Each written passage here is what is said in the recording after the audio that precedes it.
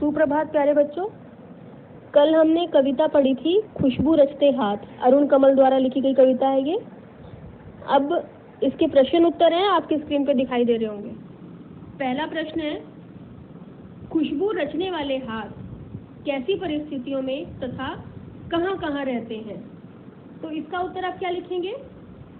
खुशबू रचने वाले हाथ गंदी बस्तियों में, कूड़े करकट के ढेरों के बीच, भयानक बदबूदार इलाकों में रहते हैं। दूसरा प्रश्न है, कविता में कितने तरह के हाथों की चर्चा हुई है? उत्तर लिखेंगे, कविता में खुशबू रचते हाथ, उभरी नसों वाले हाथ, घिसे नाखून वाले हाथ, पीपल के पत्ते से नए नए कोमल हाथ, जूही की डाल से खुशबूदार हाथ, गंदे व कटे पिटे हाथ, जख्म से भरे हाथ आदि की चर्चा हुई है। प्रश्न 3 है, कवि ने यह क्यों कहा है कि खुशबू रचते हैं हाथ? कवि ने खुशबू रचते हैं हाथ इसलिए कहा है क्योंकि संसार को सुगंधित करने वाली अगरबत्तियों का निर्माण वे मजदूर करते हैं जो स्वयं गंदे तथा बदबूदार स्थानों पर रहते हैं। इन मजदूरों का जीवन उन कूड़े के ढेरों के पास व्यतीत होता है जहां दुर्गंध के अलावा और कुछ भी नहीं होता। उन्हीं मजदूरों के हाथ निरंतर खुशबू रचते हैं और वातावरण को सुगंधित करते हैं, हमें सबको खुशबुएं देते हैं।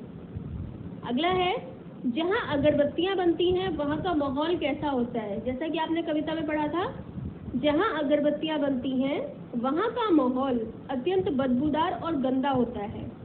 वहां प्राय कूड़े करकट का ढेर लगा रहता है।